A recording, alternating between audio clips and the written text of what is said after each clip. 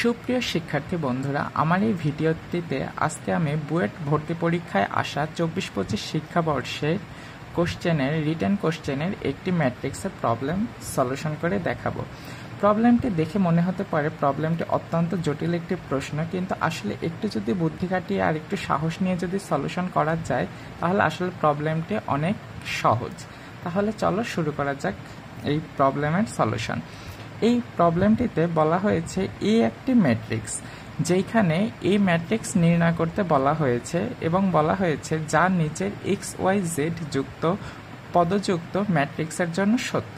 অর্থাৎ আমার এখানে ইনফরমেশন দেওয়া আছে A ইন্টু একটা কলাম বরাবর দেওয়া আছে XYZ এবং এই দুইটার গুণফলটা আমার এখানে সুন্দর করে দেওয়া আছে। এখন আমাকে জানতে চেয়েছে এই ম্যাট্রিক্সটা নির্ণয় করতে আমাকে বলা হয়েছে। এখন প্রথমেই আসি, সেটি আমরা ফার্স্টে এই ম্যাট্রিক্সটাকে ধরে নেই। আমরা ধরে নেই এই ম্যাট্রিক্সের উপাদানগুলো হবে A11, A12, A13, A21, A22, A23, দেন A31, A32, A33। আমরা ধরে নিয়েছি এই আমাদের সেই নির্ণয় ম্যাট্রিক্সটি। এখন আমরা যদি এই ম্যাট্রিক্সের প্রত্যেকটা উপাদানের মান বের করে ফেলতে পারি তাহলে আমাদের প্রশ্নটির সমাধান আমরা পেয়ে যাচ্ছি। তাহলে শুরুতে আমাদের করতে হবে আমরা যে উপাদানটা আমরা যেটা ধরে নিয়েছি তার সাথে আমরা এই যে এটার সাথে গুণ আকারে থাকা XYZ এটা গুণ করে দেব। আর আমাদের ডান পাশে দেওয়া আছে x plus y, x minus y আর 0।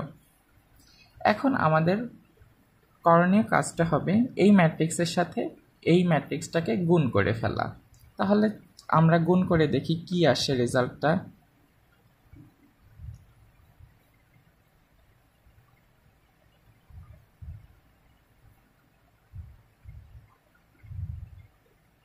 আমরা এখানে গুণ করতেছি, তাহলে এখানে আসবে আমাদের ZA13। তারপরে যদি আসি এটার সাথে এটা গুণ XA21 plus YA22 plus ZA23 এবং সবশেষে আসবে XA31 plus YA32 plus ZA33। তাহলে আমাদের এই গুণটা করা হয়ে গেল।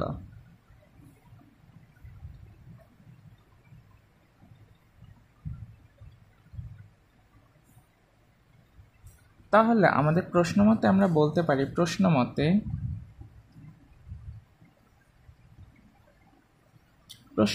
এইটা সমান সমান এইটা, এইটা সমান সমান এইটা আর এইটা সমান সমান 0।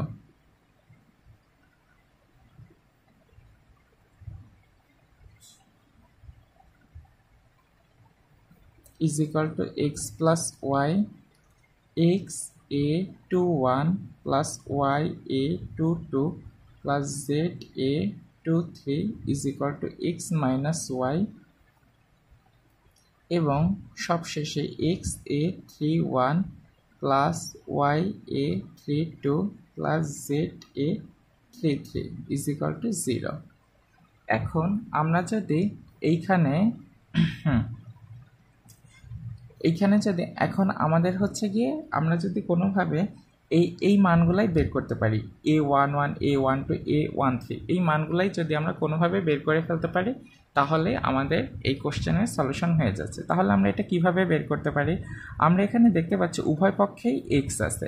তাহলে আমরা যদি উভয় পক্ষ থেকে x এর সহগ সমীকৃত করি, y এর সহগ সমীকৃত করি এবং z এর সহগ সমীকৃত করি তাহলে কিন্তু আমরা এইখান থেকে আমরা ম্যাট্রিক্সের রেজাল্টটা পেয়ে যাচ্ছি।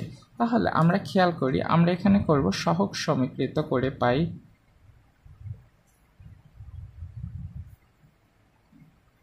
সহগ সমীকৃত আমরা করে পাই এখানে x এর সহগ 1, এখানে x এর সহগ A11। তাহলে আমরা বলতে পারি A11 is equal to 1। তারপরে যদি আমরা y এর সহগ সমীকৃত করি তাহলে এখানেও y এর সহগ 1 আর হচ্ছে এইখানে y এর সহগ a12, তাহলে a12 ইজ ইকুয়াল টু হচ্ছে 1। আর এখানে যেহেতু z নেই তাহলে z এর সহগ আমরা 0 ধরে নিতে পারি, আর এখানে z এর সহগ হচ্ছে a13, তাহলে এটা সমান সমান 0।